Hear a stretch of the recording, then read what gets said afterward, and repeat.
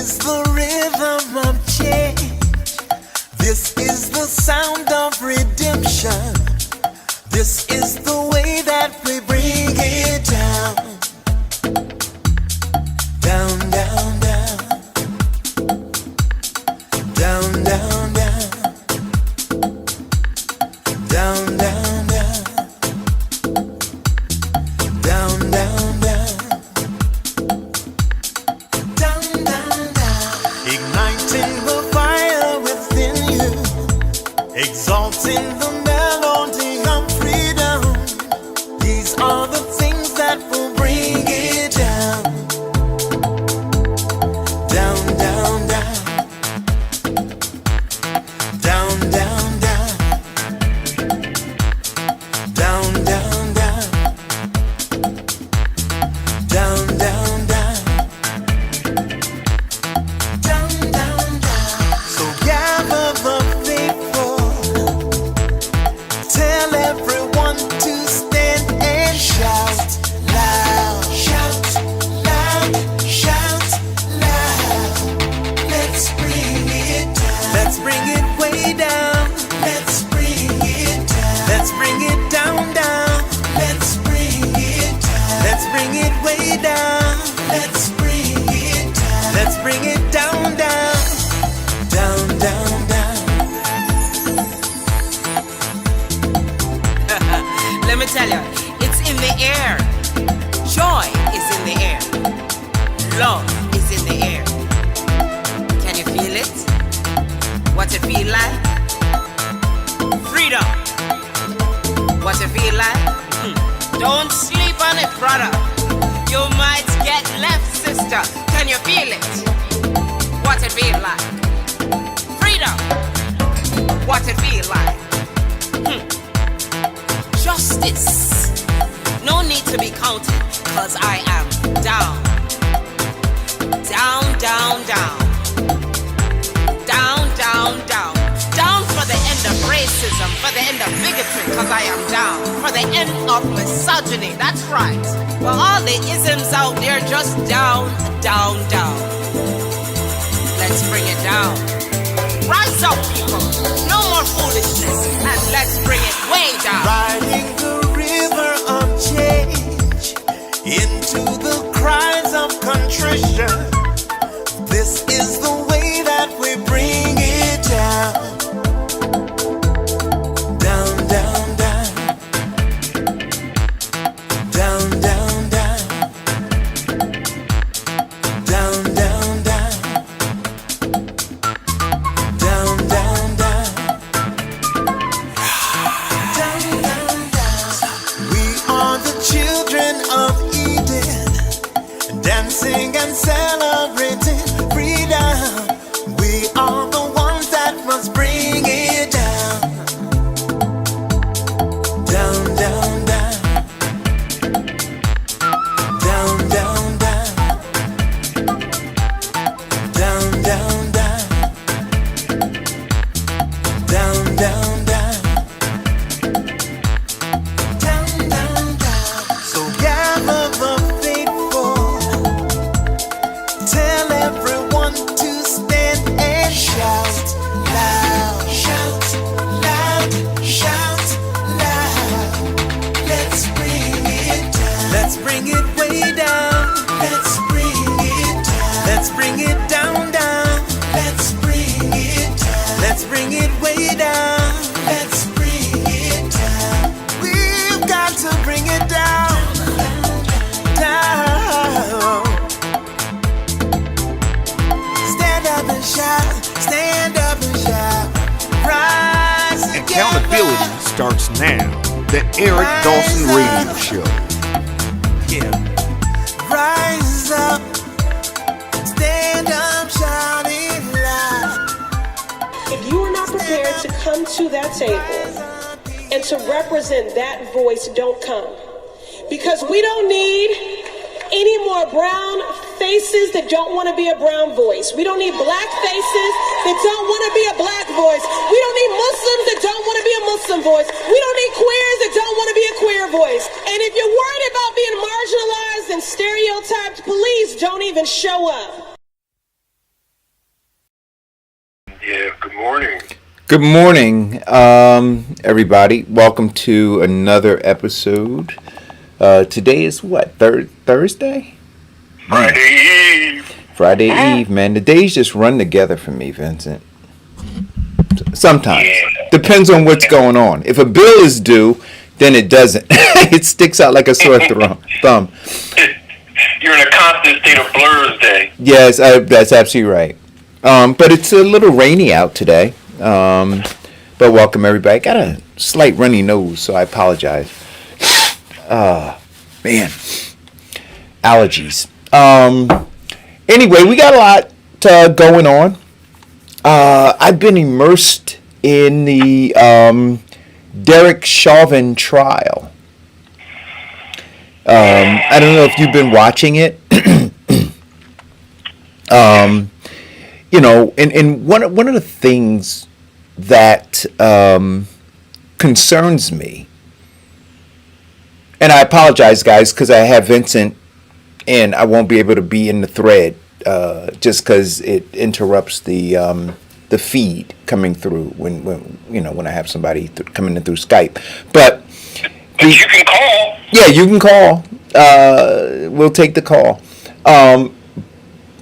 But I can't help but think about the trauma in that community, right? So we always talk on the show about socially transmitted diseases.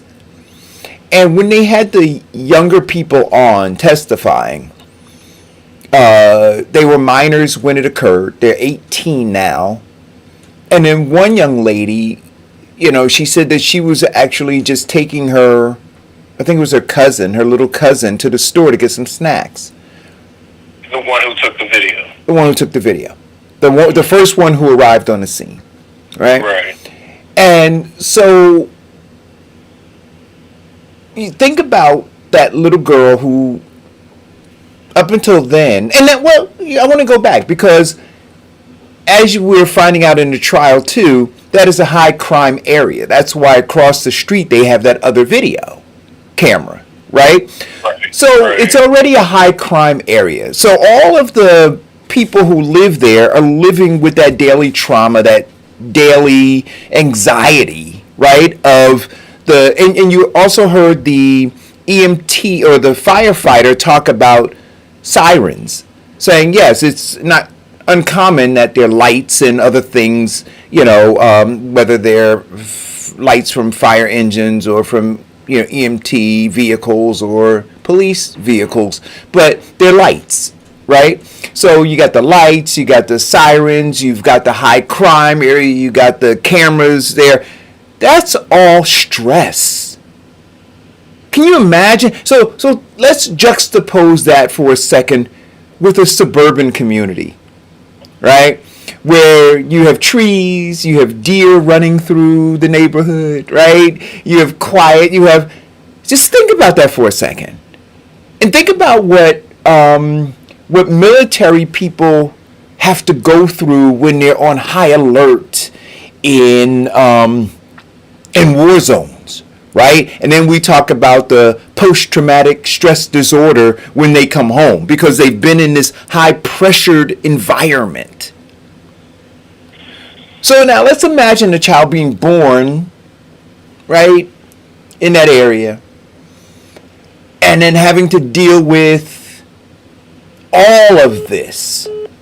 And then add to it now with this young lady who was just on her way to the store to get some snacks, right? A police car, and if you watch the video, they first walked past it as though it was just, a common occurrence, right? Like, if that had happened if you had a police car and you had 4 police officers, 3 of whom were subduing a man on the ground, if you had that happening in a suburban community, an affluent suburban community, literally, folks would be shocked because it wouldn't be something that they were accustomed to seeing on a regular basis, right? But if you look at this young lady and her little cousin, they walked past it like, hey, this happens, right? But then Then after the young lady got her little cousin in the store, she came back because she realized, like, this is something different. Like, yeah, this kind of happens on a regular basis, but not like this. So it brought her back to look at it in a different kind of way. And then I'm just like, for me, as I'm going through it, I'm just like, man, you know, the trauma, the post-traumatic stress, the fact that it's not tended to, and then long after the trial is over. So a year has gone by since George Floyd's murder.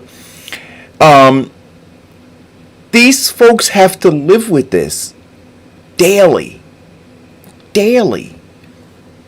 Well, I follow the trial closely, and one significant thing that the prosecutor is doing, or that is resulting from what the prosecutor is doing, is that everybody now is reliving the trauma.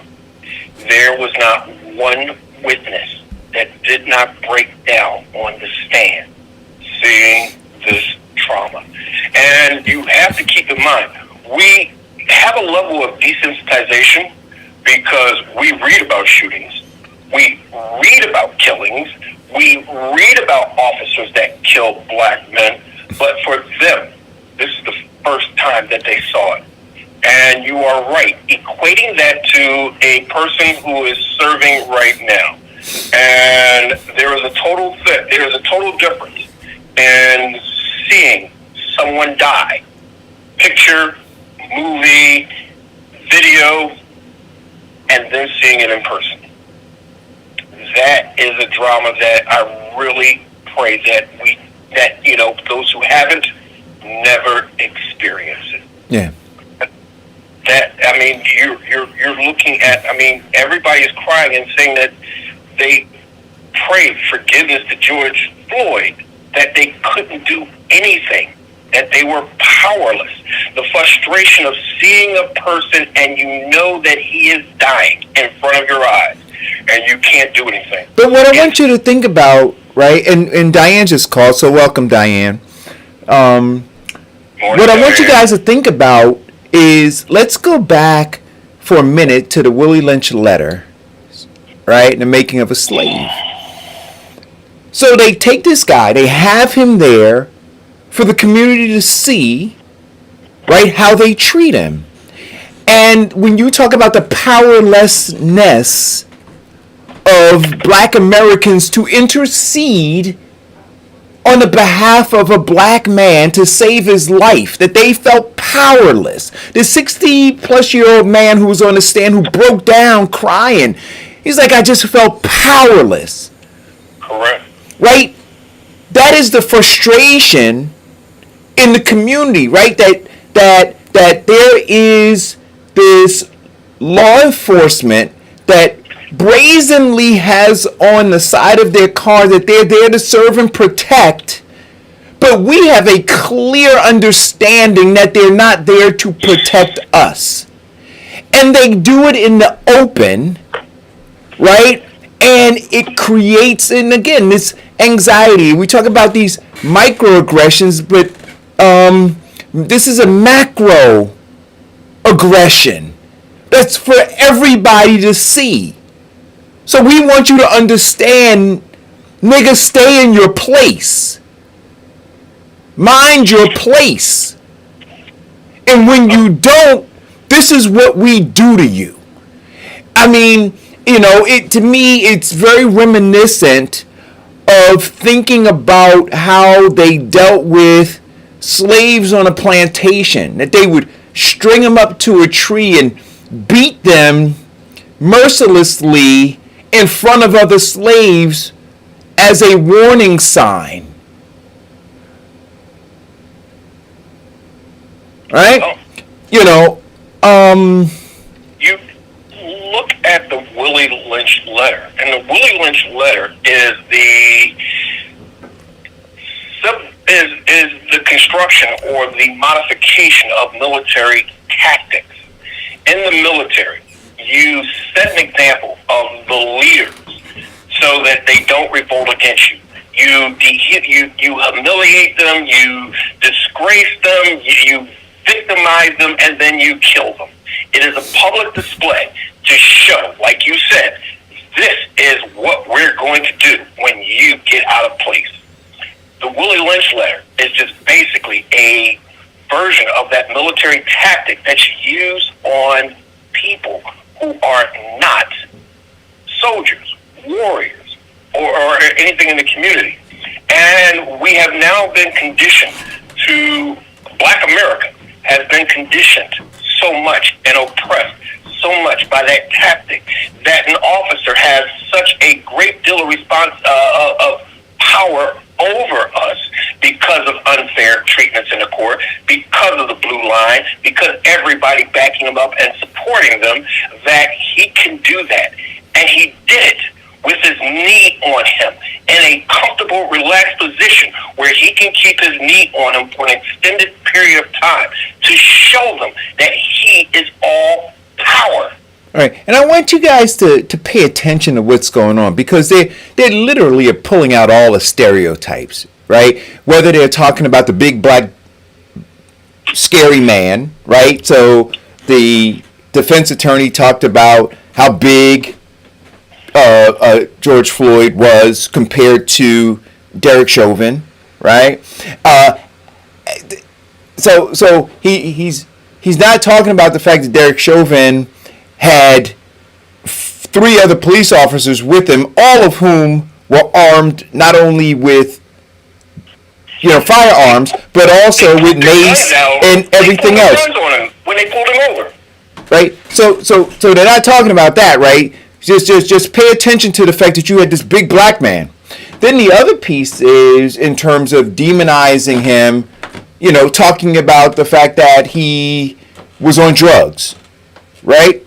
And I want you to understand, like, in this same time period, guys, in the same time period where they're criminalizing this guy for having a fentanyl habit, they have decriminalized the idea of fentanyl in white communities.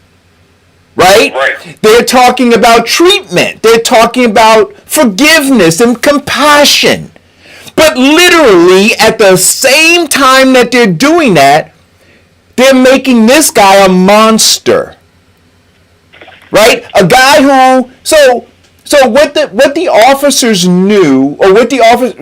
when they came upon the scene, they were called about a guy who was observed to possibly have been on some drug or, something, right? They said, he looked like he was under the influence. That's what the store guy said. And also passed on what they believed to be a counterfeit bill. So that was it. No violence, no anything. No anything else. But how they see us. So in the mind of the officer, violence has to be at play.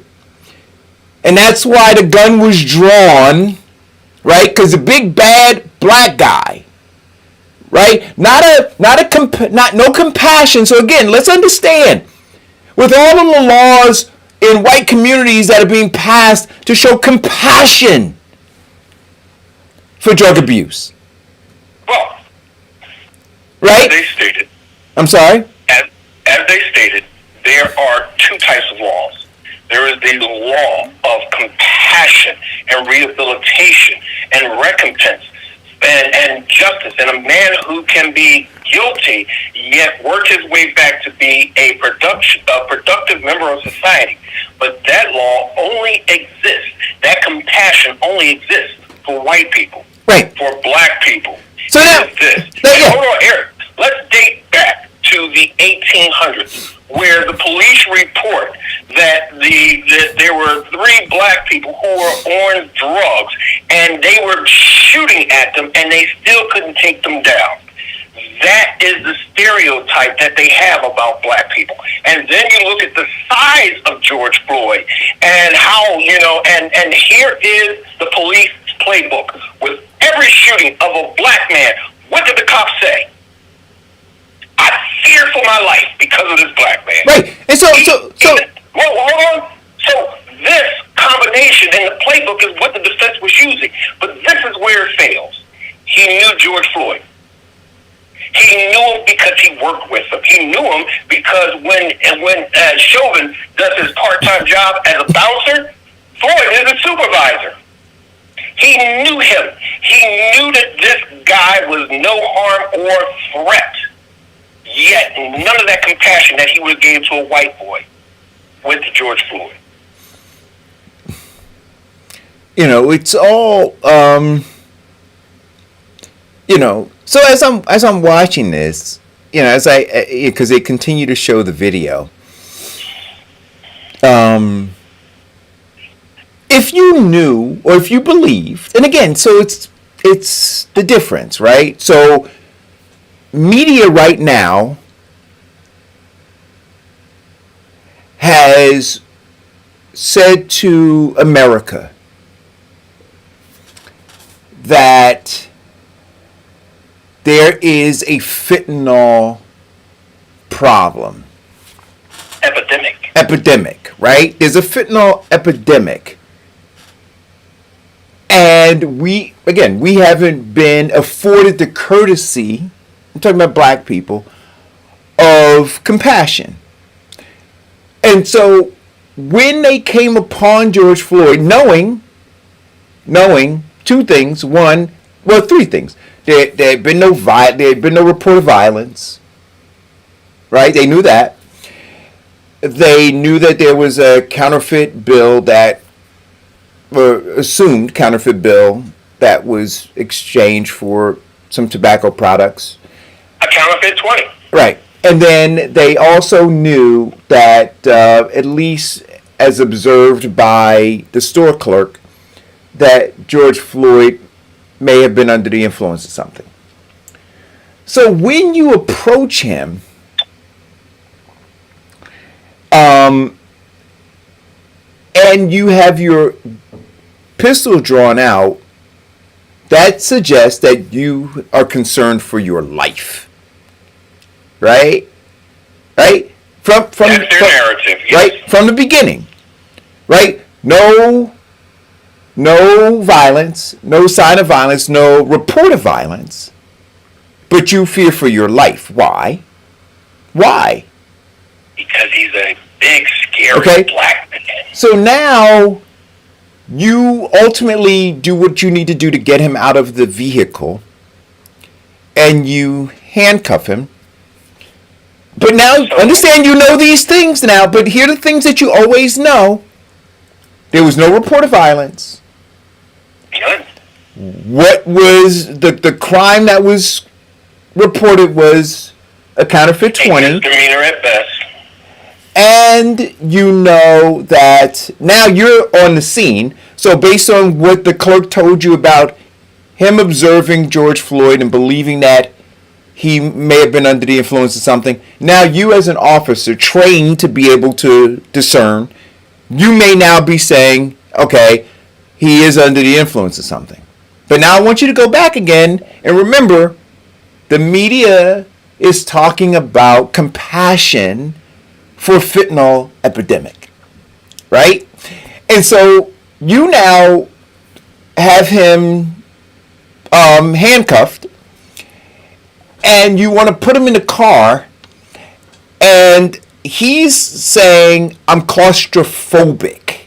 I don't want to go in the car. I'm claustrophobic.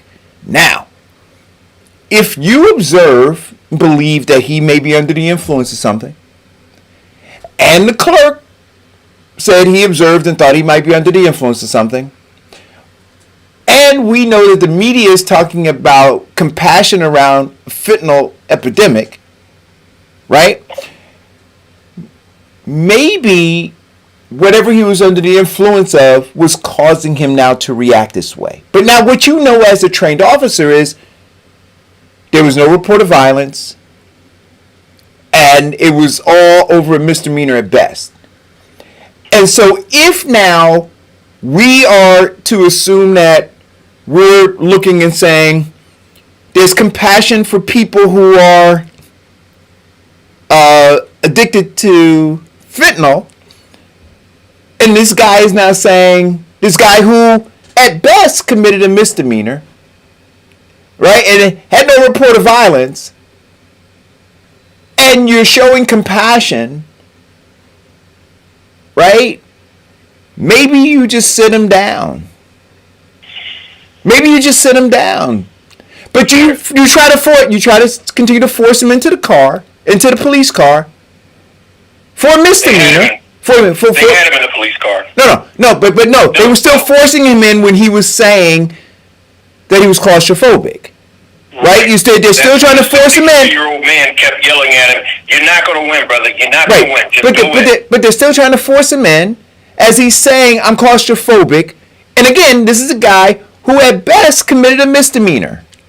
Right? Now wait a minute. I just want to go through what I saw. And then we can... And so then when they finally get him in the car, right, he screams that he's claustrophobic, doesn't want to be in a car. So he forces his way toward the other door, not the one that they force him into, toward the other door. And so they tussle and they finally get him out. And when they're bringing him out, he says, "I'll lie down." Right? He says, "I'll lie down." So he doesn't want to be in a car, but he says to them, I'll lie down. Again, understanding this is a guy who didn't commit who at best committed a misdemeanor. No reports of violence. Right?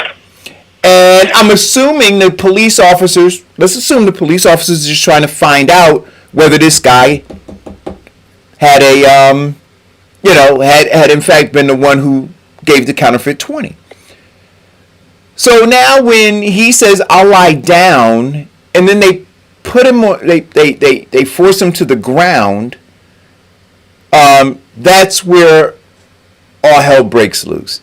And then we'll continue this, and we'll continue talking about that and how it escalates in a minute. Here is what the body cams revealed. Now, they came up, they had their guns drawn. Okay, threat of fear. Now, they've got him handcuffed. The threat of fear is no longer gone. He is now considered by police to be secured. They forced him into the vehicle because the old man was yelling at him, "You can't win, you're not going to win, you're not going to win." They forced him into the vehicle. He is now secured. This is where it goes wrong. Now, they pull him out. He says, "I'll lie down, I'll lie down." What every officer knows is that when you lie a perpetrator down, it is just to cuff them because you don't want them to run or move, or you want to restrict their movements while you are securing them. Once you cuff them, you sit them up. Why? Because when you lie a person on their chest, that is a constriction. The lungs can no longer expand to its fullest capacity, and they slowly lose oxygen. That's why on the police cam, you heard the other officer say, "Okay, can we sit him up now? Can we sit him up now? Let's sit him up." He refused to do that. That shows intent. Yeah. Well, But here's the thing that I find most incredible about that. With all the testimony and everybody breaking down, even the jurors are crying. You look at Derek Chauvin. He doesn't even blink. Well, I'm not going to get into that because I've been on trial, and your attorney coaches you in terms of what to do. And I've been in some of these feeds when people are watching the live trial, and they've been asking questions about what is Derek Chauvin writing down on a piece of paper, and what is he doing? And it could be a number of things, right? Like the attorney might want him to be emotionless, right? So he may hear testimony and may fur his brow or may, do something else which might turn a jury off. And so instead of that, they say, we want you to be preoccupied with just jotting stuff down, right? That way you look engaged in the trial, you look interested in the trial. So I'm not going to speculate about that, right? There could be a whole lot of things. And to go down that rabbit hole about, the way he dressed or the way he looked or the way he's sitting or what he's writing or what he's doing, whatever. The way he looks, Eric, but here's the hole in that defense.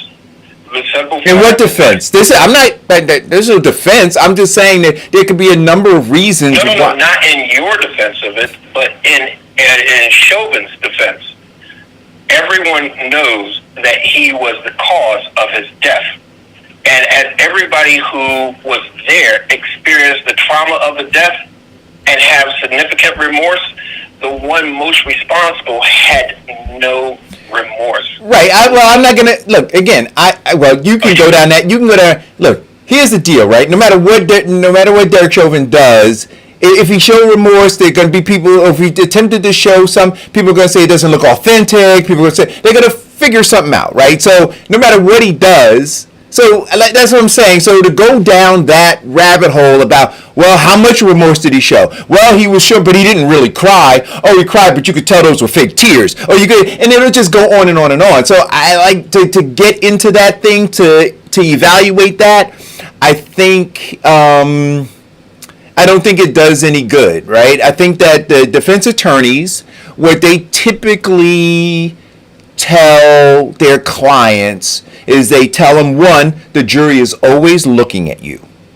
They're always looking at you to assess various things, right? Based on how testimony is going on, anything, right? Your body language. They're trying to, and jurors are not body language experts, right? But they watch TV shows like Criminal Mind and, Law and Order and all that kind of stuff. And so they try to derive some stuff based on, some fictitious information that they may have had. And so they just tell them, try to be as blank a canvas as you can, as not to feed into any of that stuff. And so, Derek Chauvin is there. He's got to sit there through the thing. He knows that not only are those jurors looking at him, but the millions of people who are tuned in to the video feed are looking at him. And, he's doing what his attorney told him to do. I mean, Well, I think his attorney needs a better defense strategy. But Hey, listen, Look, his attorney is a good enough attorney to have this high profile case. So he's doing something, and has made some good decisions, I guess, in his life. So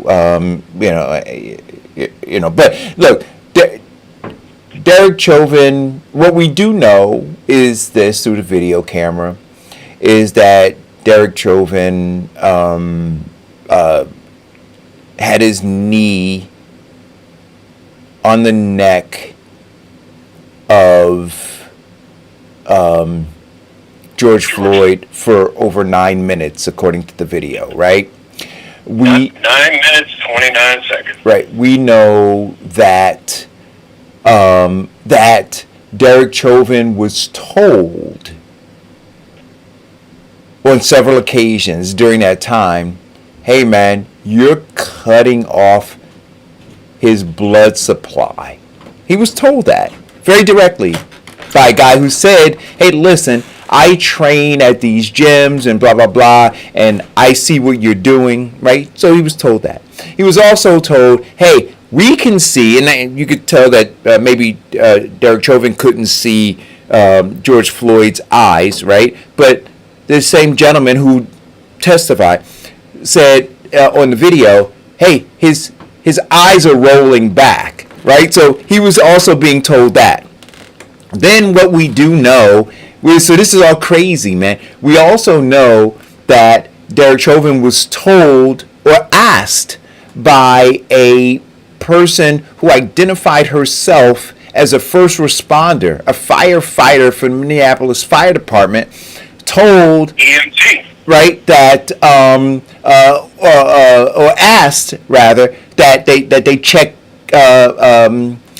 George Floyd's pulse, right? So there were people, there were at least he was told by two people who identified themselves as qualified to assess a situation that could potentially be life-threatening, right? That he should consider doing these two things, right? Consider maybe moving his knee, right? So that he wouldn't potentially cut off the blood supply. And secondly, check the pulse to make sure that the George Floyd was not in danger. Neither of those two things did he do.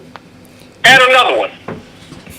His trainee, fresh out of the academy, was saying to him, we should sit him up. Right? And so what, you know, I guess what it's going to come down to is, in the middle of all of this, what was, and the jury's going to have to figure this out, and this is, I think, where the tussle's going to get to. What was the mindset of Derek Chauvin as he chose, which is why they talk about the level of depravity, the level of indifference, the level of all of those things which would lead to manslaughter or murder or homicide, whatever it is, right? Like, what was his mind, what was his state of mind as this was going on? And he's getting this real-time information, right? That literally he didn't move. And then, so the other thing that is real critical is there was one witness who said it looked as though he was digging his knee deeper. Like that with the information he was getting in real time, he wasn't letting up. He didn't maintain. He actually made it worse by digging his knee deep. And you can see, if you look at the video, that he is repositioning himself and twisting his knee in deeper. That's what in mixed martial arts, it's called the chevy, where every time a person moves, you apply more pressure into the actual constriction or the choke. So if it was a bare naked, it would be more like this. So every time they move to get air, you constrict more until they tap out. What he did, and the guy said, is like, no, he's shimmying in, and he said, no, that's a blood choke. You can't do that. In terms of police training, chokeholds in 38 states are illegal. That's what killed the guy in New York who was selling Lucy's, a chokehold. So that is an illegal move. And then he knew that every time that George Floyd tried to move his head, that his knee was sinking closer and closer into restriction. Well, again, like Denzel Washington said in Training Day, it's not what you know, it's what you can prove. Right? So when you say, we knew, you got to prove you knew that he knew. But But the thing was that the defense started out his opening statement is that Derek Chauvin was just doing what he was trained to do. They are not trained to do that. And in fact, even Charles Ramsey was talking about the national police training, and they're not trained to put their knee on someone's neck. He said that the worst case scenario is that you put your knee on their back so that they don't move, and your hand on their head while another officer cuffs him, and then you set him up. That's training. What he did was not training. What he did was personal. Well, again, the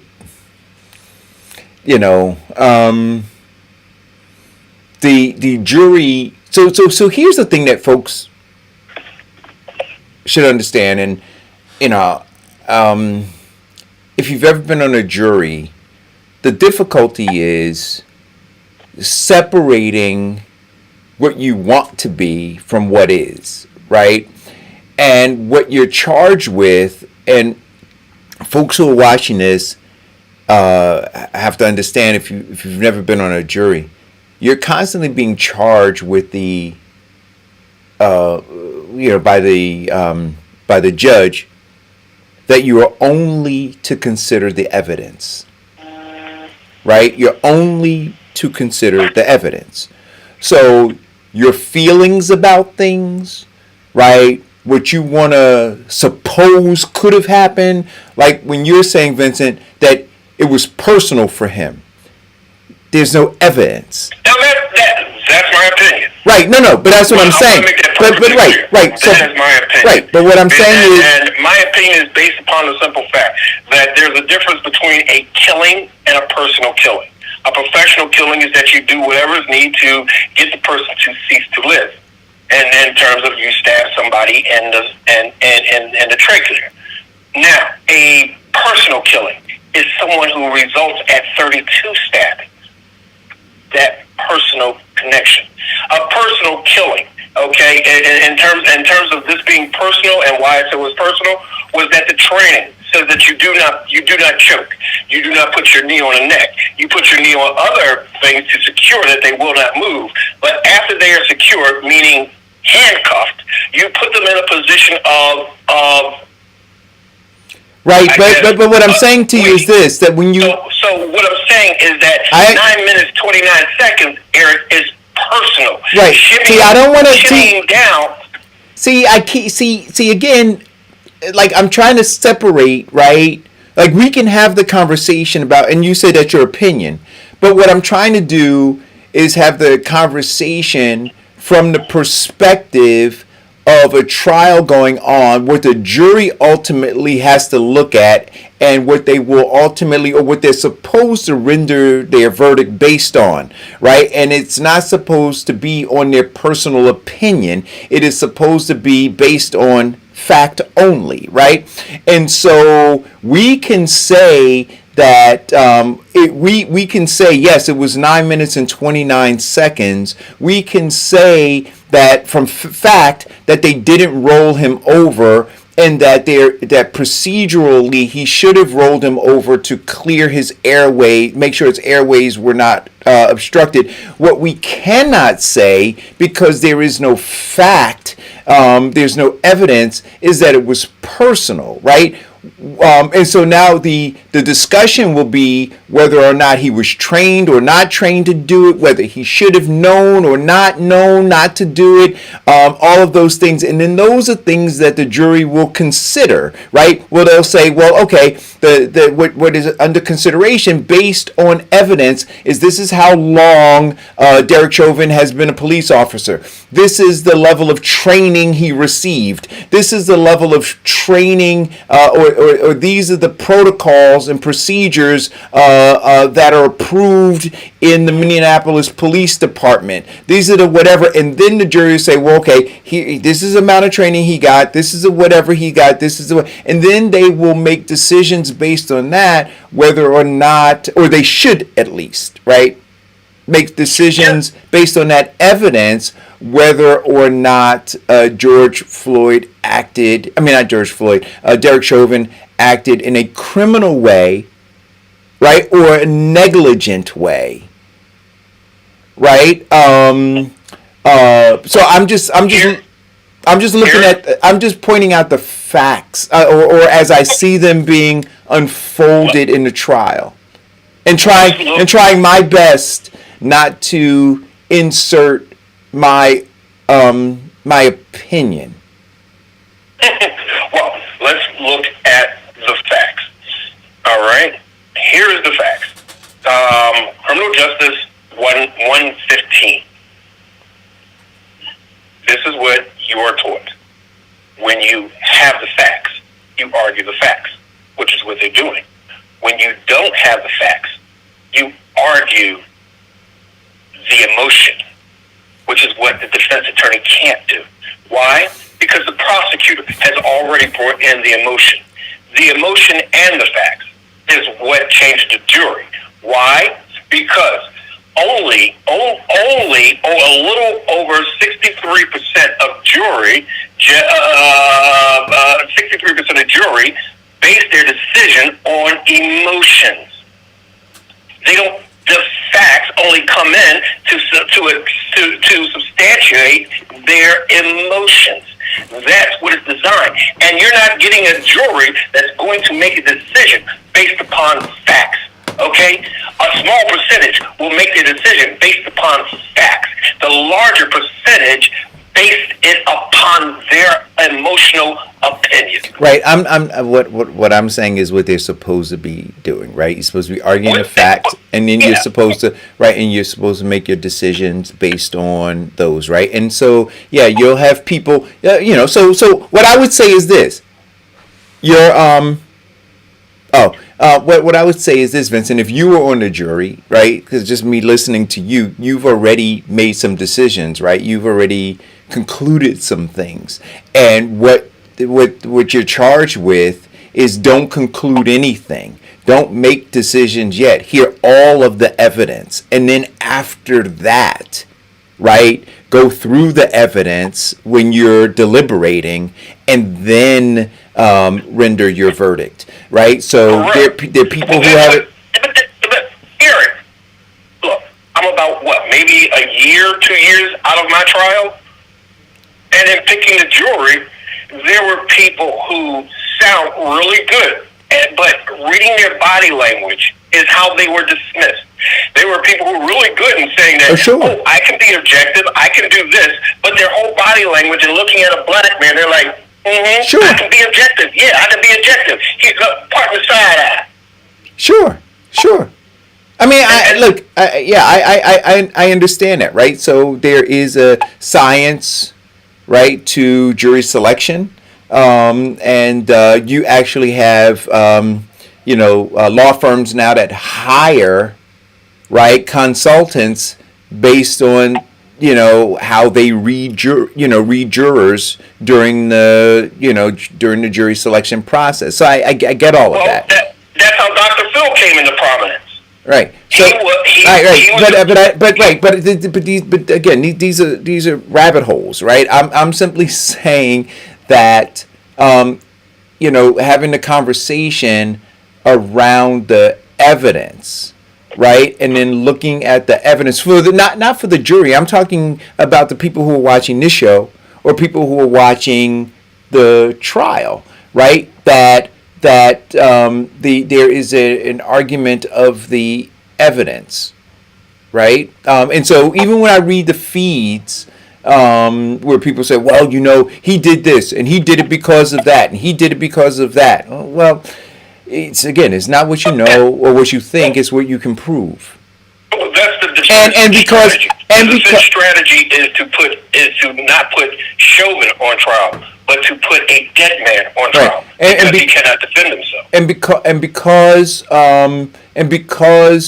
Chovin has a presumption of innocence. He has a presumption of innocence, and so I'm even reading in the thread that's saying, well, the court is on Chauvin's side. So let us be clear, and I'm not saying that judges don't have biases as well, right? Because they're a product of their environment. They're a product, just like all of us, of this really fucked up country, right? In some respect or another, right? But what I will say is that the court is supposed to defend the presumed innocence of the defendant. That's what they're supposed to do, right? They're supposed to ensure that there is a clear understanding that person is presumed innocent. Right? So when you look at it from the eyes of going, I know he's guilty. I can't believe the judge did this, that, and the other. Well, the judge is supposed to say, I don't know he's guilty. And I need to make sure that the prosecution is clearing that high hurdle, right, of reasonable doubt. That is what's supposed to happen. So if I were a defendant, right, I would want, and this is why, And what I notice is too. And so this is why I say we're all products of this real fucked up system. Because you have black folk, and I'm in a bunch of threads right now. I spend, and it's toxic for me, but I spend time in these threads. But there's a clear divide. Well, yeah, you see a bunch of things, and the books that we read on the show are playing themselves out, right? You see white fragility, you see white guilt, you see an array of things happening in these threads, and the perspectives are different, right? The tug of war between equality and things just being marginally better, and what black people should accept versus what black people are demanding. This is all happening in real time in a lot of these different threads. But the notion, right, as a black person, that the courts are unfair is where the frustration is for black people in these threads, right? Because the statement that I made that you're supposed to be presumed innocent, and the court is supposed to take that position, black people know far too often that that's not the case, right? That the court, presumes you to just like the entire legal system and law enforcement. As the case with George Floyd, they presume you to be guilty. They presume you to be a threat. They presume you to be all of these things, right? So they don't honor what it's supposed to be. And we see on the flip side, when it's a white person, right, the police show, and there's a presumption that, or a benefit of the doubt, right? So guns are not necessarily drawn, right? They're not body slammed to the ground. When they go to court, there is a presumption of innocence, and then there is an enforcement of that presumption of innocence by the judge. So we're coming from two different life experiences as we're watching this very trial. But I'm saying the way that it's working right now is the way that the judge, some of the things that the judge is doing, but the way in general, the way that it's working now is the way that it's supposed to work for everybody. But black people who are watching this go, you know what? If that was a black person, the judge would not behave the same way, and that is true. That is true. That is true. Because, see, you're right. You are, according to the law, anyone facing trial is presumed innocent until proven guilty. When a black man goes to trial, he is presumed guilty and has to fight to prove his innocence. That's absolutely right. That's absolutely right. And everything, just because of the way the system is set up, right? So we can't, they want you to believe that the system is set up, or that the justice system is immune from the disease that has permeated America, right? But it's not. It is as infected as every other part of American society. And so when you go into the courtroom, it is, you're faced with the same kinds of stuff. And so there's a frustration there. So we're watching a judge, who is saying, well, you know what? Yeah, I want to make sure that the prosecution is clearing this high hurdle, and I want to make sure that the balance and that the jury is clear that the prosecution has to clear this high hurdle, right?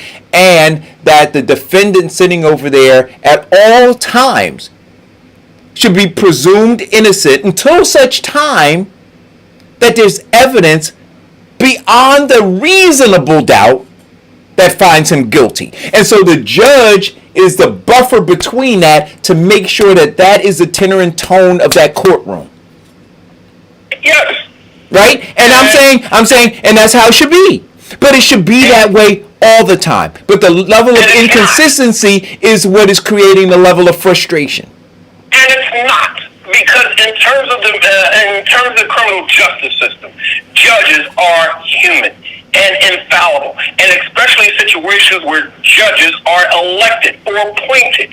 So if you're in a different political perspective and you go against a judge who is put into office by the other side, your case is an uphill battle. Right. Everything that you do is an uphill battle and an influence. And that was one of the worst things about my case, was that the judge was appointed by the person I was running against. So what does that do? That sets the bar of proof and standard where the judge is supposed to moderate based on that bar. It gives the prosecuting attorney free reign to do whatever he wants and to get away with it. So here's the other piece of this thing, and then we can move on to some other topics. But here's the other thing that I'm looking at that I find to be troubling to me. Right. So let's go back to Chovin being on his neck.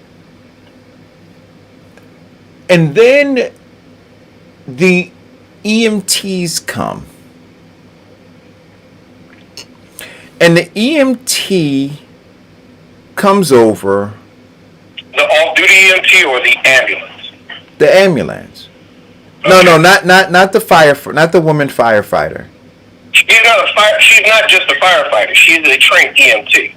Right, but not the, you know, I'm talking about when the EMTs came, when the vehicle came, and they came over and they checked George Floyd's pulse. Right? While they were checking his pulse, they didn't, I can't say, right? Because I didn't hear any audio. What I can say from the video is that Chovin did not, as the prosecutor says, let up or get up, right? He didn't let up or get up as the EMT came. And the EMT actually had to go around, maneuver himself around Chovin's knee in order to be able to check George Floyd's pulse, right? I wonder, when they bring the EMT on the stand and they ask him, at the point that you checked his pulse, did he have a pulse? That's interesting for me, and I'm going to tell you why. Because when the EMT checked his pulse and Chovin was on his neck and George Floyd didn't have a pulse, look at the time from the checking of the pulse to the loading on the gurney to the loading in the vehicle, when what they call the load and go, right, to get them to what they said they needed to have a more secure site to perform CPR on him. Look at that time. So because if the EMT, and I'm not a trained EMT, right? Here. But if you check and the person doesn't have a pulse, the EMT knows the amount of time, right? Well, I do know there's one thing you do ask. How long has the person been unconscious? Because what you now know is that blood is not flowing, right? And time is critical. Not blood flowing, because blood is not flowing means that the heart is ceased, and which the pulse does indicate. But the huge indication in terms of the pulse is that the blood is driven by the oxygen, so you know that that person is not breathing. Right. So you know So you know that there may not be a blood flow, and you know that there's oxygen being deprived. Right. You know those two things, and again, I'm not trained EMT. I could probably go on Google, though, and tell you, because I'm sure there is a there is like now a critical time frame to minimize brain damage, right? Blood to the brain, and I'm sorry. 3 minutes. Right, and the preservation of life, right? So preserve quality of life and preserve life. So those two things now are critical for an EMT when they come on scene at the point that they realize that the person does not have blood flow. But when the EMT, after the EMT checked George Floyd for a pulse, walked away, still didn't, the EMT didn't tap out Chovin, right? Didn't tell him to let up, right? Or, well, I shouldn't say didn't tell him to let up. He didn't let up. And it appears that he didn't, make it clear to Chovin that, at least at this point, there's a serious issue here, right? Well, death by constriction has a variation, but the average time is 7 to 14 minutes. 7 to 14 minutes for what? For death by constriction. Choke.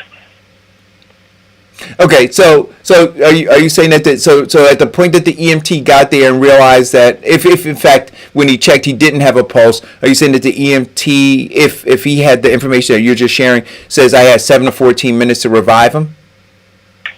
Correct. 7 to 14 minutes before he's actually considered, before there is no oxygen going to the brain, henceforth causing death by, once the brain stops functioning, all of the involuntary functions stop, heart, breathing, etc., etc. So he is now clinically dead. So, and here's the procedure for moving before performing CPR. As soon as they get them in the gurney and shut the door, they perform CPR. They generally move them around the corner or across a immediate corner or a 180-degree turn to get them away from the influence of crowds. But that situation wasn't needed because there wasn't a violent crowd. So so that's something. Well, right. So see. So I want to. So we say there wasn't a violent crowd, but what we know is happening in the trial is that the defense is suggesting that it was an angry crowd, right? That grew angrier, right? And because these are the actual words that came out of the defense attorney's mouth. This is an angry crowd that grew angrier as time went on, creating an atmosphere that did not allow the officers to be able to focus solely on George Floyd because they were considering the entire environment, the entire 360-degree environment. That's what the defense is saying. And so when the ambulance arrived, so I want you to understand, because I'm watching this, right? And I could see, where they're going. So now the ambulance, if you say 7 to whatever minutes, right? 14 minutes. Well, in that 7 to 14 minutes, you have 4 to 6 minutes.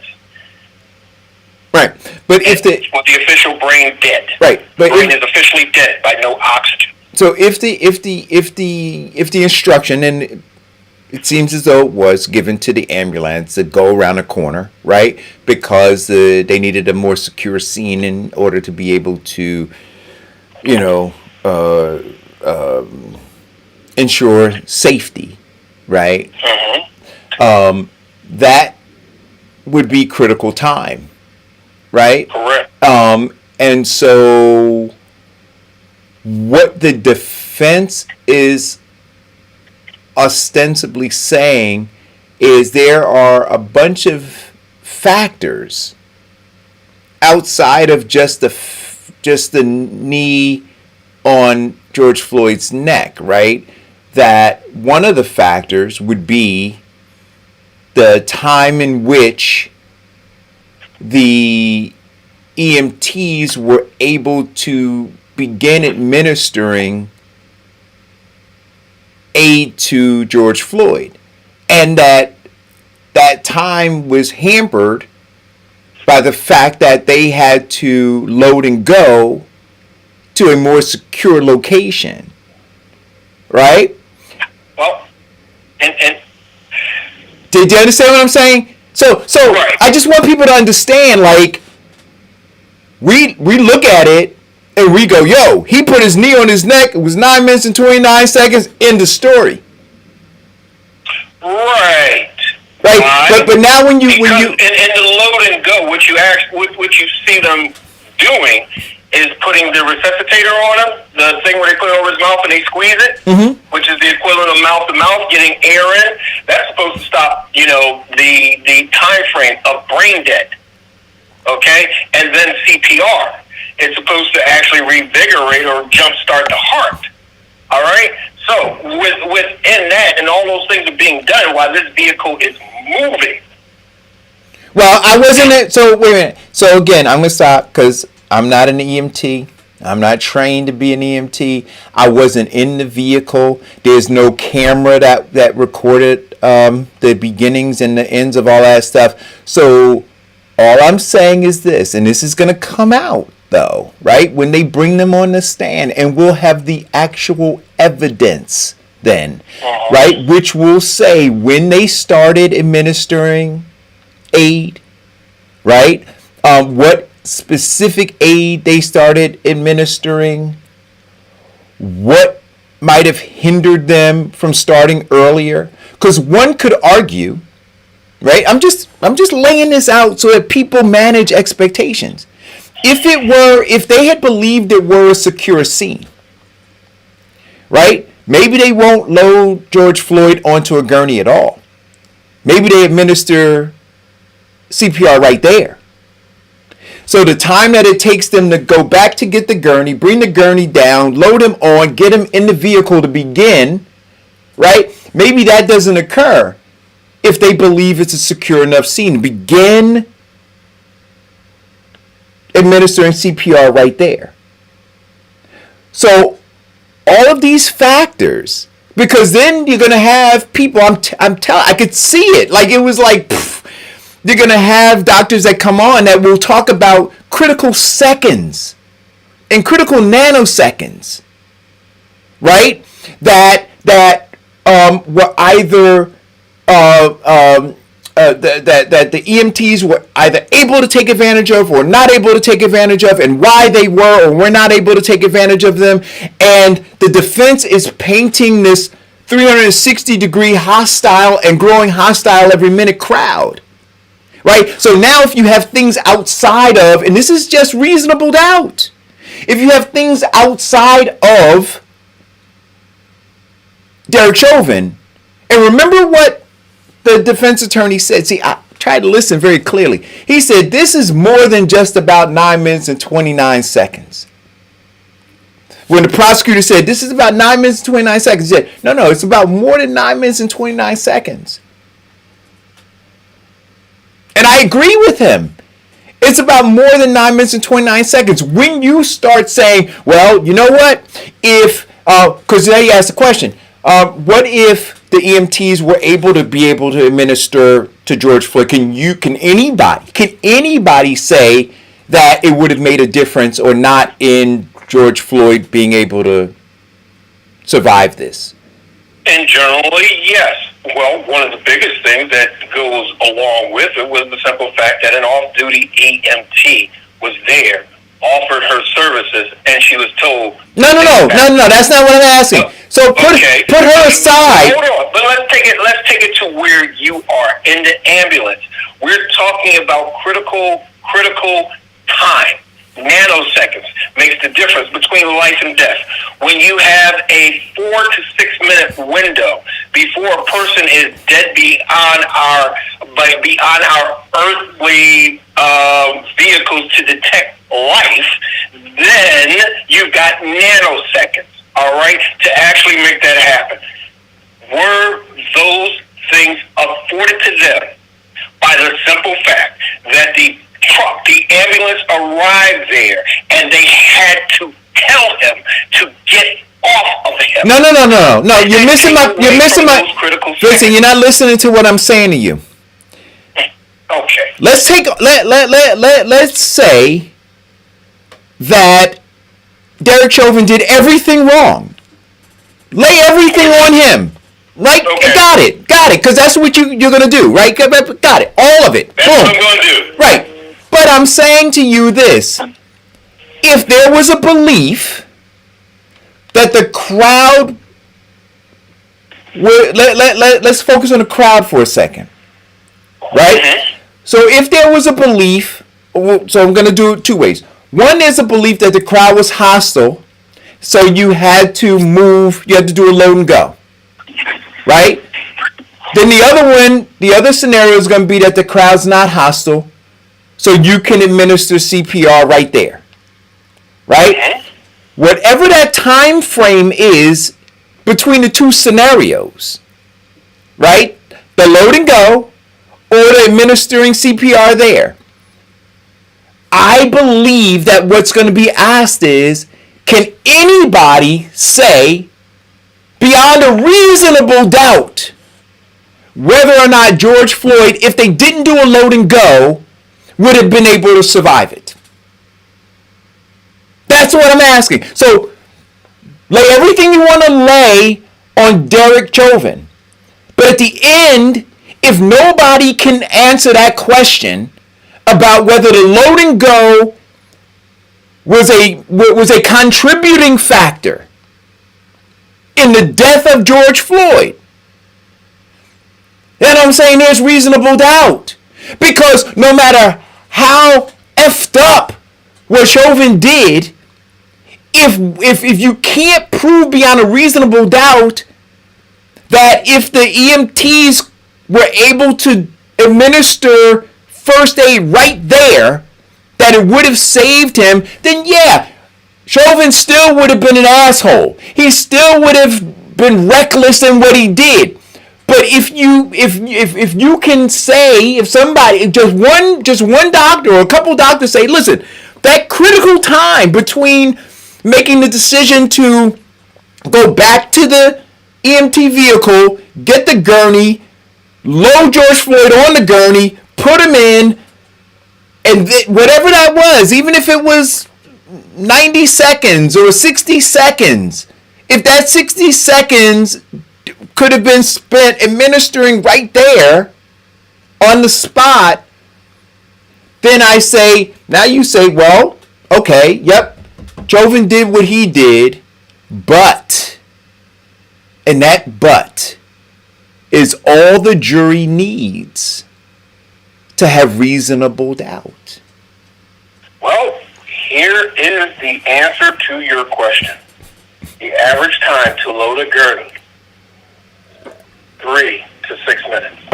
Do you understand what I'm saying to you now? And this is what I'm saying. So I want people to understand. Wait a minute. So we're talking 9 minutes, 29 seconds, okay, of restriction. 3 to 6 minutes to get them in that truck so that they can actually perform.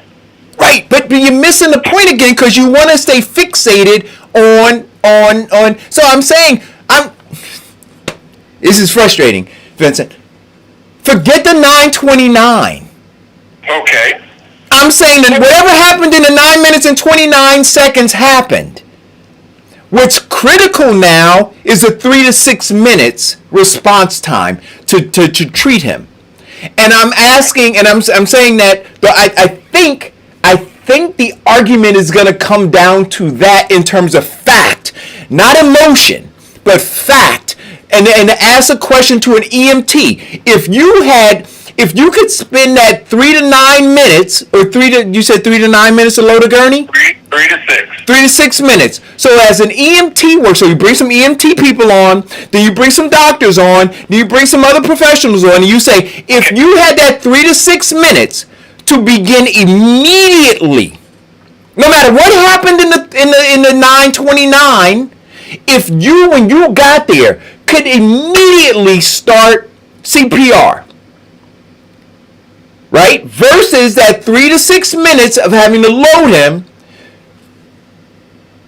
Is that 3 to 6 minutes a matter of life or death? Okay, Eric, let me answer. If you wait. Let me answer this in just 2 words. Hell yeah! See, and see. We're talking, Eric, no. We're talking nanoseconds, and what now is being Vincent. attention is 3 to 6 minutes. Vincent, but your bomb got. Listen, what I'm saying to you is this. We just said 4 to 6 minutes to be brain dead. Vincent, your bombast and your opinion is not medical fact, right? And so it will no, Vincent. So and I continue to say this. I'm not an EMT and I'm not a doctor. Right? Okay. And so there will be all I'm saying is this. There will be doctors that are going to come on and testify specifically about, I believe, that 3 to 6 minute loading time.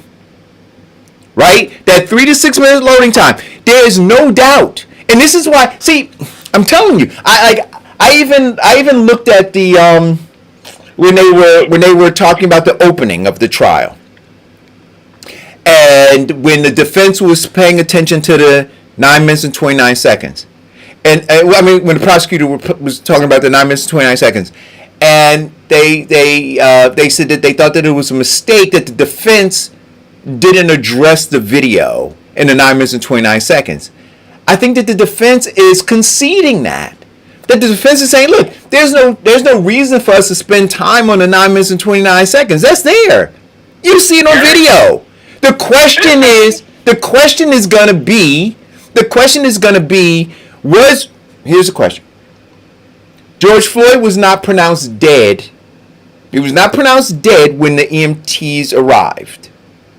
Right? Because they can't do that. Okay, right. So there is no evidence. There is no evidence that George Floyd died on that ground under the neck of Derek Chauvin. Right? Well, come on. See, I don't want fact, Vincent. Fact. There is no evidence. See, you can have an opinion, but the opinion is not evidence-based. There is no evidence. Nobody has produced that. Because I think that if the prosecution produced... What? They did. Vincent, come on. Stop, Vincent. Don't do this. Let me reiterate. The actual testimony was when they had one of the experts testify to the condition of George Floyd, looking at the video, where they saw his eyes roll back into his head, and he went into a seizure and convulsion, and then began to leak bodily fluids. Vincent, I'm not disputing any of that, right? So so there may be evidence that his head rolled. So you may have testimony. So let's be clear, right? I want to make sure we're clear. To answer your question, in terms of what the prosecutor will do, is set the time up there from the time the ambulance gets on the scene, because they got a videotape, to the time the ambulance pulls off. That is the critical time. That's my point. That is my critical point, right? So I agree with you. They will have testimony if they may have had it already about his eyes rolled back in his head. So now you ask the question: was he dead? The person can say, I don't know. I do know that his eyes rolled back in his head. Got it. There was bodily fluid. The firefighter said that she believed that it was bodily fluid. I don't know that it was confirmed. Do you know that as fact? Who confirmed it? Who confirmed it? The investigator. Okay. So now that it was confirmed. So now the question would be, can you confirm that at the point that he leaked bodily fluid, that he was dead? The answer can be no. All you have to do is bring a doctor in to confirm, or even an Army medic who can confirm death. No. And how they confirm is pulse, the surroundings, the bodily fluids, the non-beating of the heart. Vincent. And hold on, the non-responsiveness. Vincent, you're missing the point again, right? So I'm saying to you very specifically, when they ask the question, when they say, well, the bodily fluids, they would just say their eyes roll back. There will be people who will confirm that they saw that and that might have been bodily fluid. They say at the point that he leaked bodily fluid, can you confirm? Can anybody confirm there was nobody there to call time of death? Right? You still had the officers with their knees on his back and Chovin with his knee on his neck. Right? So there was nobody there to confirm it. Right? If you now ask the EMTs, right, when they loaded him in, so the critical time we're talking about, was he dead when you arrived? Right? That's going to be a question I'm sure they're going to ask. Right? Which would their response be? No, I am not authorized. There we go. That's my whole. Not authorized to do an official call. That's my whole point, Vince. But what they can say is, in my opinion, he had bodily fluids. He was unresponsive. He didn't have a pulse, nor did we hear a heartbeat. He was, in my opinion, he was dead when we arrived. Vincent, okay. Hold it. And it's substantiated by the simple fact that once we got him on the gurney into the truck, we performed immediate medical attention and still got no response. Right, but Vincent, so again, to try to squeeze this into your narrative, they will not offer an opinion that he was dead. They will state fact that he had no pulse. They will state fact that he leaked bodily fluid. They will state these other facts that he was unconscious and non-responsive. They will not offer that he was dead. They won't do that, Vincent. And as they said that they're going to bring on experts, more than likely he'll bring on a doctor or a coroner. Or a forensic pathologist who will say the general time frame and response of recognizing that somebody is dead is this requirement, that requirement, that requirement, and that requirement. But we do know that officially the only people who can call time of death is a doctor. Right. So what I'm getting back to is this. I believe that the critical time. I think that the 929 everybody saw, and he's coming, right? Them having to do a load and go, right? And that 3 to 6 minute critical time to preserve life. I think that, and saying all of that is a contributing fact. I think that the other stuff, right, is emotional. Right, and they may be able to, if they could sway some people about the, George Floyd being having fentanyl and all that other kind of stuff. But it's gonna. I really believe that the critical thing, as they are throwing pasta on the wall to see what sticks, the thing that they're gonna realize is gonna be their best defense in terms of creating reasonable doubt. And understand what the reasonable doubt is. The reasonable doubt will be, it was Chauvin's knee on the neck of George Floyd the sole cause of his death? Private report states that George Floyd was killed in custody. He arrived at the hospital, which he was confirmed, I think it was dead at the scene. Yeah. Right, but the scene, understand the scene. The scene isn't necessarily there. The scene continued, right? So when they moved him around the corner, that's still the scene. Call a go. So just based on the testimony, right? The EMT worker said that sometimes when people expire, they excrete bodily fluids, right? On cross-examination, he specifically asked her, did she know that was bodily? And she said no.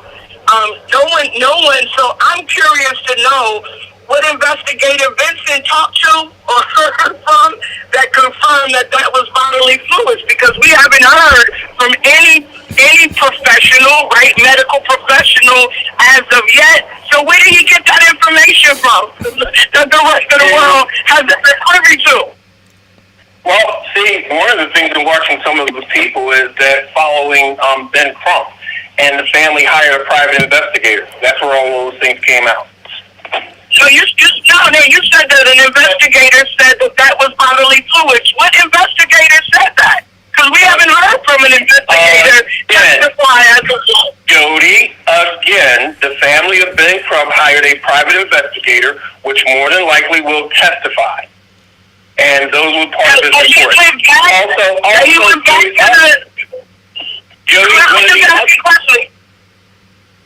One of the other things that they did was a private autopsy, which contradicts with the city autopsy of his cause of death. Right. I'm not talking about that. You said that an investigator said that it was bodily fluids. So you mean when they had a private autopsy done, or they hired a private investigator, he went back to the scene and said that was bodily fluid? I'm just wondering where you got that from.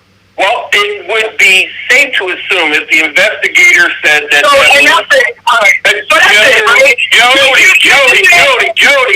Jody, why would you ask a question and then not let me answer? Okay, go ahead, answer it. It would be safe to assume. It would be safe to assume. And this is and this is based upon my opinion in hiring an investigator for my case. That okay, Wait, let him finish, Jody. Let him finish. Okay, go ahead. Finish. Is that the investigator checks all facts, including cause of death, what was there at the scene, his blood type that was on there, because it could have been the police blood as well, and the other fluids. That's what they checked. Okay, but you don't know. Because you used two words. You said... My point was, right, that he said you were trying to be fair, Eric, right? And more importantly, you were trying to be factual, right?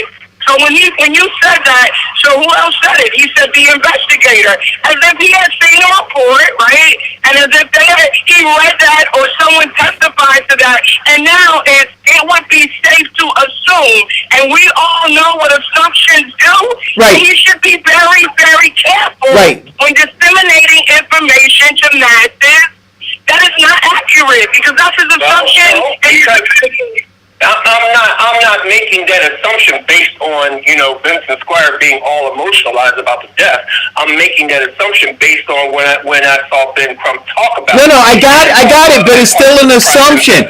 No, I got it, Vincent, but it's an assumption. But that's all I'm saying, is it's an assumption, right? And so we just have to be clear that it's not fact. It's your assumption. You assume that investigators do this, so your assumption is, based on your prior history and experience, that they would have done that. But we don't know for fact that they did. Okay, and and I'll say it again. I will say it again.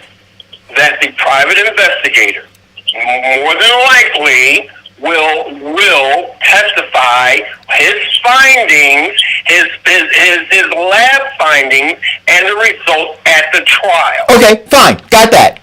So we can expect that the private investigator will come on and bring forward some facts. But we have to wait to see what those facts are. And what you're saying is that you believe that in that bundle of facts, that investigator will talk about his findings as relates to examining the fluid or whatever it was that was on the ground where George Floyd was being subdued. Right? Got it. Not fluid on the ground, but more than likely they've evaluated the fluid that was in his pants. Okay, whatever. I don't want to get so whatever. So but we have to wait for that. But what I'm saying to you is this: that I just, because people, I'm concerned, right?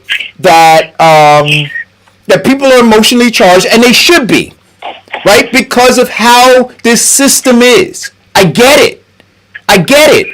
But guys, understand how, and part of the frustration and the confusion is that the system doesn't work the way that it's supposed to work for us. And so when we see it working like this, we go, well, wait a minute, that's wrong. And I'm saying to you, well, no, when the judge is defending the presumption of innocence, that's the way it's supposed to work. That's not wrong. But we're topsy-turvy in terms of understanding it, because when we're in court and when our loved ones are in court, we don't see it operating like that. So we think it's broken the way that it's working now. And I'm going, no, see, we should be getting the same kind of treatment that Derek Chovin is getting, and we don't.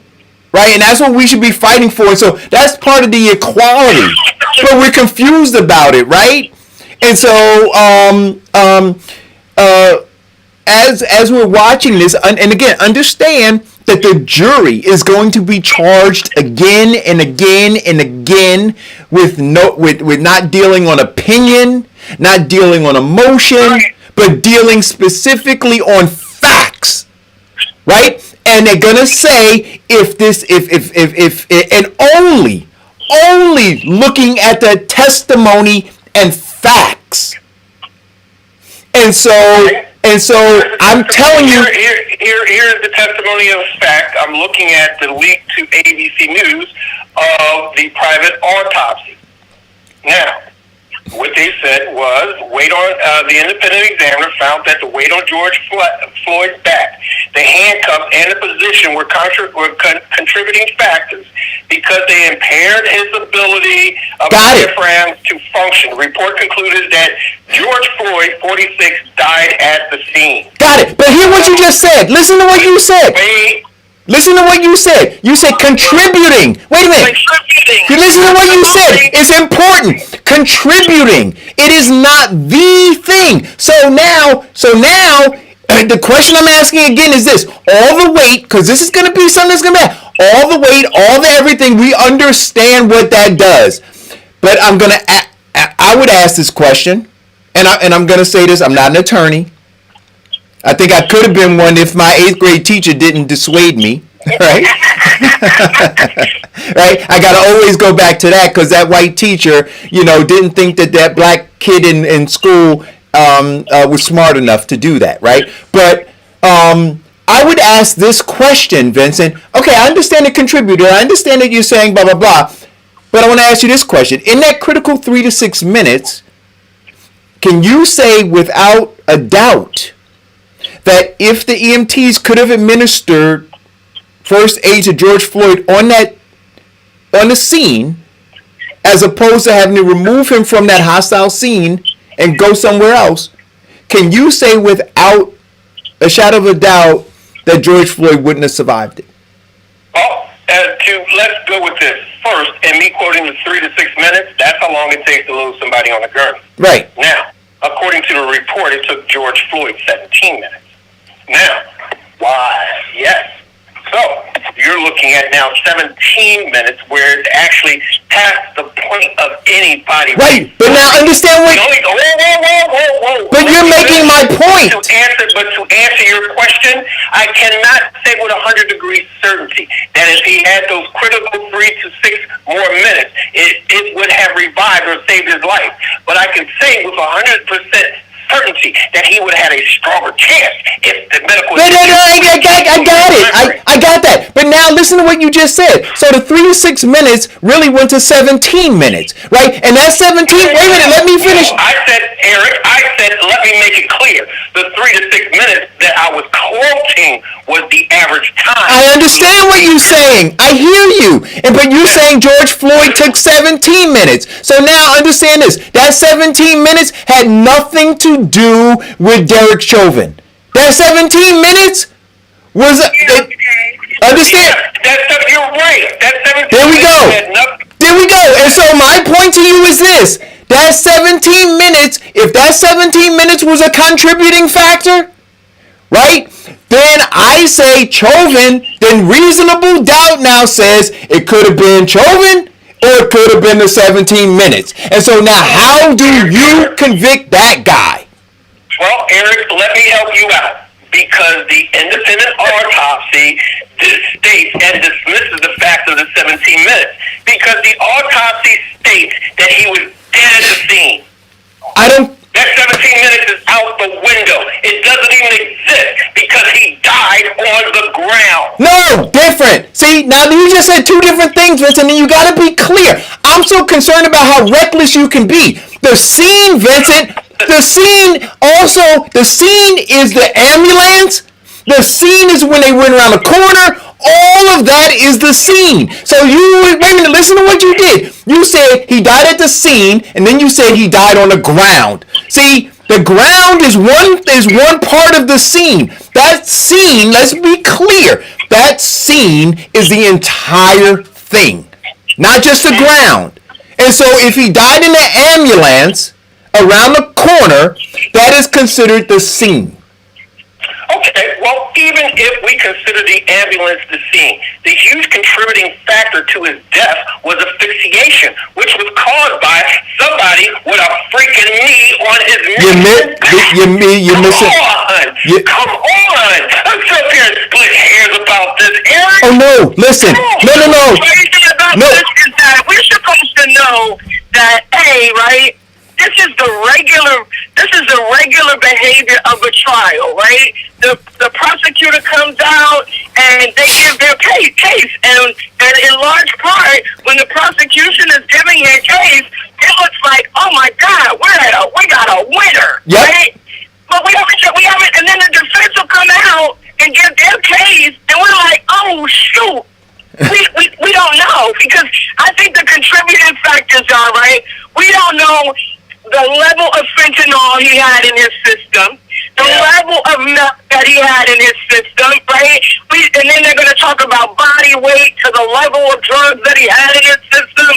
Listen, they're not fighting it because they don't have a case or they don't feel like it's a case, right? They feel like they have a case. And so it's going to be issues of, he had his knee on his neck, and I'm saying this not to say that. Listen, I think Chovin should go to jail. Yep. I think he should be found guilty. Yep. I think that, but as Eric would say, that's my emotional, right? As a black person watching this crazy thing that has happened to so many others. Yeah, he should go to jail. Yeah, it was inhumane. Yeah, he was being an asshole. All of that, right? But at the end of the day, if they bring out a case that says, hey, he had heart disease, he was taking meth and fentanyl on a regular basis, and that was another contributing factor, we have an issue. They have a case. And so I think we should just, instead of trying to make our case, we should, for America, right, we should just let this case play out. Yeah. Well, let's look at another factor, Jody, and I'm glad you brought it up. Yes, he has fentanyl, and we're talking about, this is supposed to be a opioid abuse forgiveness society, but yet, and he did have a heart condition, and that may be true too. But here is the big deciding factor.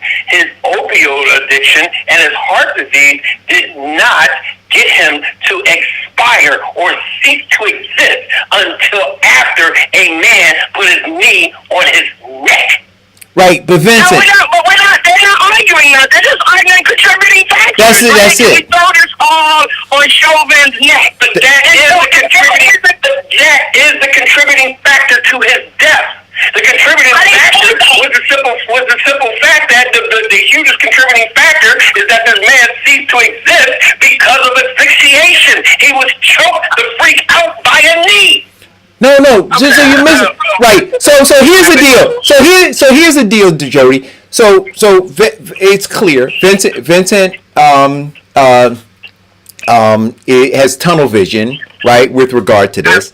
And what I'm saying is the danger in this is that by not having this open conversation around what a contributing factor is versus the factor, right? Because in order to find Chovin guilty, right, they're going to have to determine that he was the cause, right? That it could not have been something else, right? So when you use the term contributing, that means that there are other things, right? And so when we now throw in reasonable doubt and a hurdle that the prosecution has to jump over, right? And if we're not having that honest conversation in the black community, it can result in destroying that area of Minneapolis if the verdict comes out not to be what those people want it to be, and they'll burn down their fucking communities because they didn't understand the law, right? And so my concern is stoking emotion because of something you want without being factual. So I'm saying here's a fact for you. In terms of one of the charges that Derek Chauvin is facing, is second-degree manslaughter. Second-degree manslaughter is not the actual being the cause of the death, but being the contributing factor to the I got it. And so what I'm saying is he's going to be convicted. Listen, I have no doubt that he's going to be convicted, right? It is going to be of what, right? And so the black community is so charged with wanting this man to burn. Right, that is the hurdle, right? And that is the burden that they have placed based on their emotion on the prosecution. We want that guy to fry, and so anything less than him frying. Look at how his white privilege is even working for him in his custody. They have now ordered that he can't even get a black guard to look at him. Right, but again, Vincent, you're stoking. But listen, you want to stoke these racial emotions, right? And what I'm saying is this: we talked about it early on, right? The white privilege, how they see us, right? While this trial is going on, they're criminalizing fentanyl over here. Meanwhile, the entire government is saving white America from fentanyl overdoses, right? And decriminalizing it and providing, and creating sympathy around it. Well, I get all of that. What I'm saying right now is this: I don't want another black neighborhood to burn down because people don't understand the law. That's where I am right now. Understand that, right? And so I agree to that. Right. I agree. Right. And so it's about at least me trying to use this platform to say, hey guys, slow down, take a deep breath, and let's really understand what's happening here so that we can manage expectations, right? I think managing expectations is one thing, but also what we have to look at is managing reaction. And the simple fact is this: yes, we have the expectation that he is going to be guilty of something. We don't know what it is, but managing reaction, like one of the things that we talk about in terms of, is that anger is a natural and healthy emotion. It is what you do with the anger that can turn it either positive or negative. In terms of this, we are angry about what happened to him. We would be even more angry if there was not a fair trial. We would be angry if this guy gets away with a slap on the wrist. But what we should not, and what George Floyd brother said, he said, if anybody should be angry and tearing down and burning up everything, it should be me, because I lost my... It shouldn't be him either. But it shouldn't be him either. Wait, let me finish. He also said that I'm not doing it and you shouldn't do it either. Right, but okay. Yeah, I'm deeply concerned. And I'm telling you, I'm watching this, and the defense attorney looks like the cat that ate the canary, right? Looks like he knows something, right? Knows something within the letter of the law, right? In terms of the information they have, right, based on the witnesses they're gonna call, that no matter how much you show these videos, no matter how much you talk about the 929, no matter how many witnesses get on the stand and cry over the death and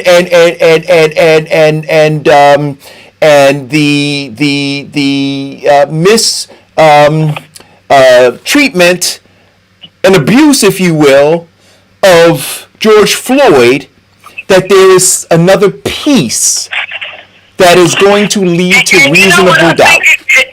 And what goes to prove that, right, is the fact that they're trying to take, the prosecutor is definitely trying to take the air out of the bag about the drugs, right?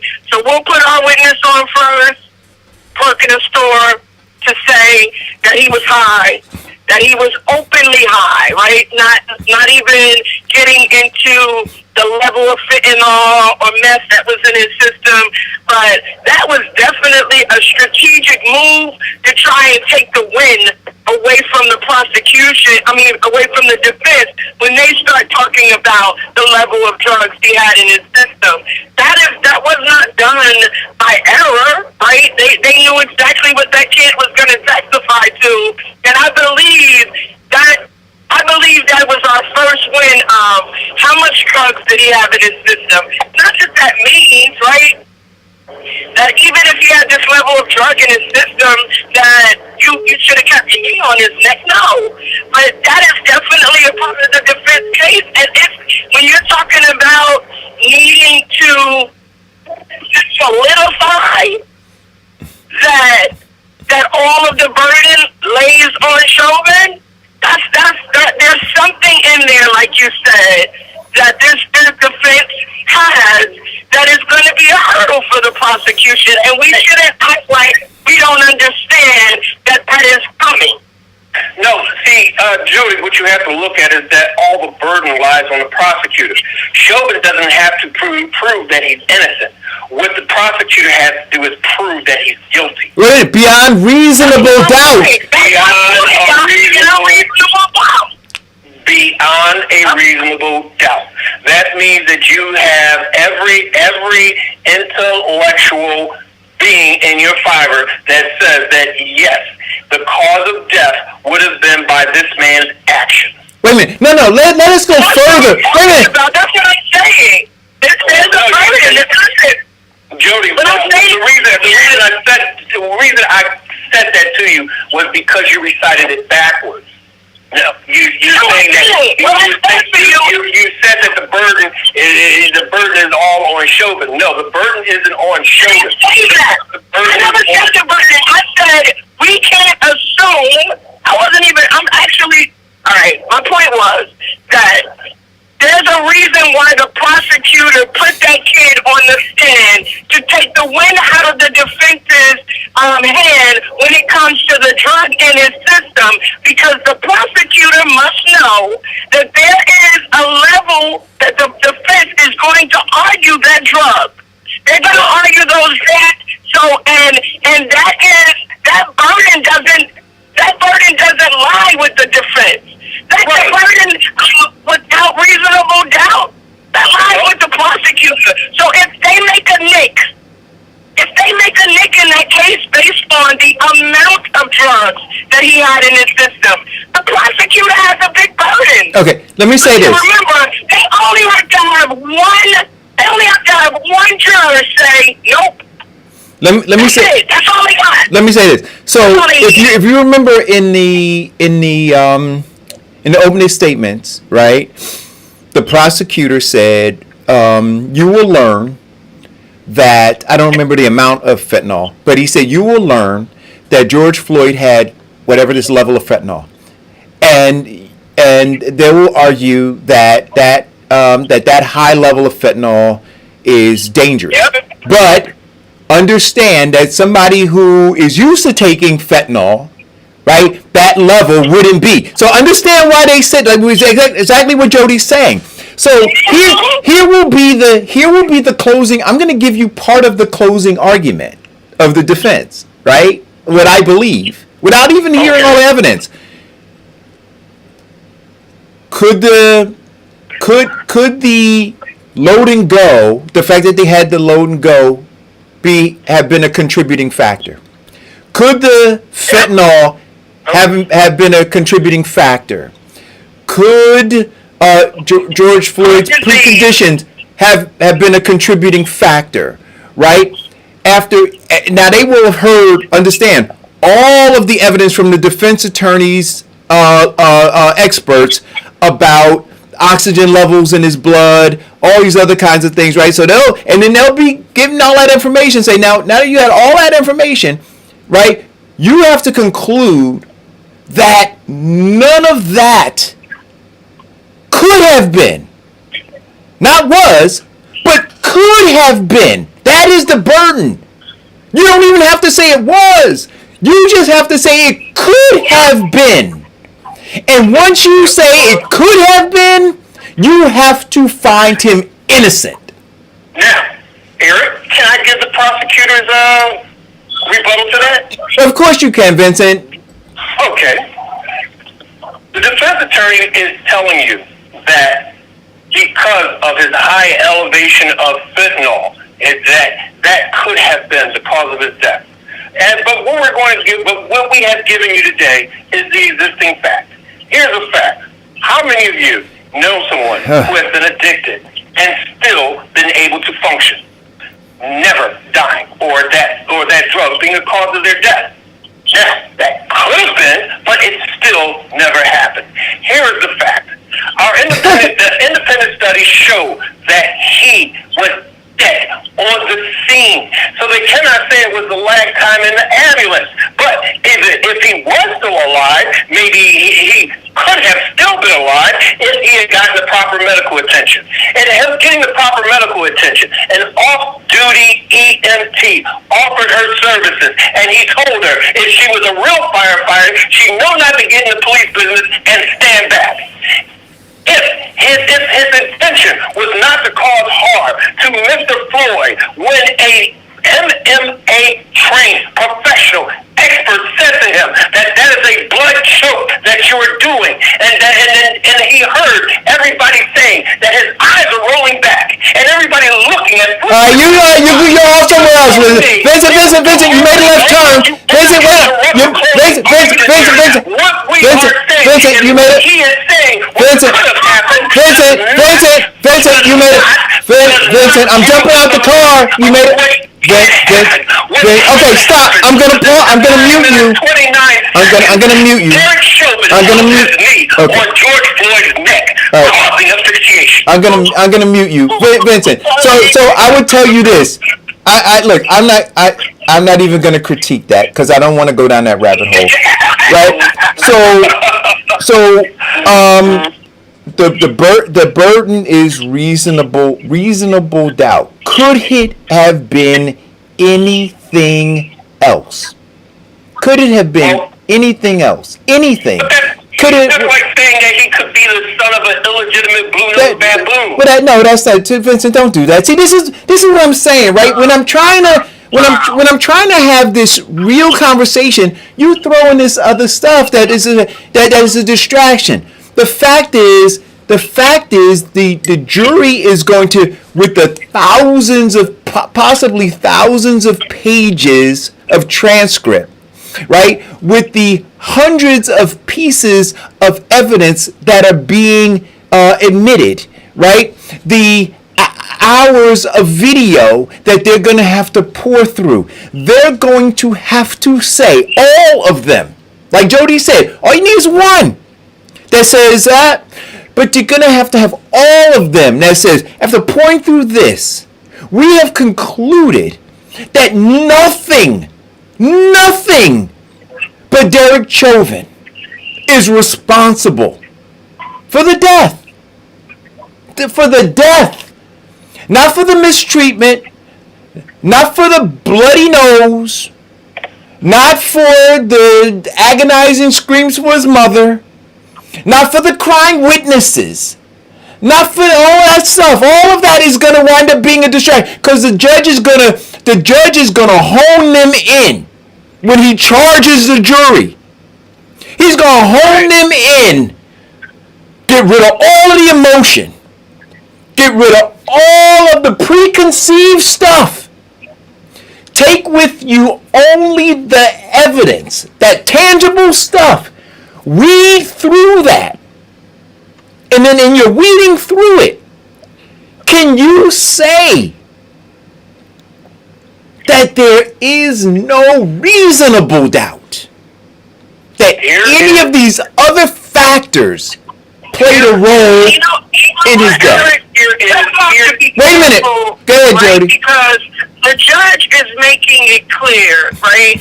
The way in which he stopped yesterday when the older gentleman broke down, he was not going to let them have that emotion in that courtroom, right? I agree. He wanted to bring him the bottle of water, and she wanted to give him the tissue, and she wanted to continue in that very emotional state.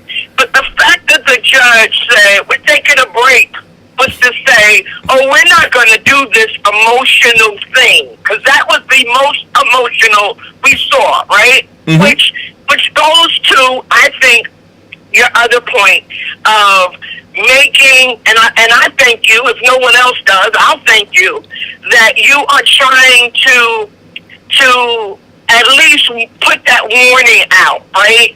That if he gets off, because he can very well get off, one juror feels as if all that we're talking about on that end of, I'm not going to do the emotional thing, I'm not going to do the black thing, I'm just going to listen to the evidence, and I'm going to say that contributing factors or whatever they choose, just say that one, right? Because what we should be thinking about as a community, right, is, so what if he gets off scotch-free? Or what if he gets the second degree manslaughter, right? Don't tear up your city, people, right? Start doing the work, right? Start demanding the George Floyd bill get on the floor. Start knowing that now we can't be emotional as a people anymore. We have to be strategic and say, we need legislative change that's going to change the way in which police us. I think that's massively important. That's right. This is a chance for us to get there, right? So let's take that opportunity. I agree. And that is my only concern, right? That because look, they're prepared. They in terms of the government, in terms of law enforcement, they're prepared for what we always do. Right? Yeah. Which is we become emotionally charged and we tear our own shit up. Yep. Right? And I'm going, no, let us not do that. Let us take deep breaths. Let us watch very carefully. Take copious notes. Right? And in the end, like you said, Jody, or not even in the end, but as this thing is happening, right? Yes. Press and push, for legislative change. Press and push for legislative change. Listen, we're at 12 o'clock. I didn't expect that we were going to spend the whole time on it, but I think that it was worth it, right? And let us not, I'll say this, let us not watch this trial as voyeurs, right? Yes, Lord. Oh, don't forget, 3 o'clock today, we'll be talking to ABC News anchor Lindsay Davis. I'm looking forward to that. And make sure you guys tune in. I'll broadcast it. We have a Roku. 3 o'clock. Right. Wait a minute, 3 or 4, Vincent? 3 o'clock. Oh, okay. And so make sure you guys tune in. I'll broadcast it, on this page as well so you guys can see it. Thank you for tuning in. Jody, as always, thanks for calling. And I'll read the stuff that's in the thread later. Have a great day, guys. Stay blessed. Thank you.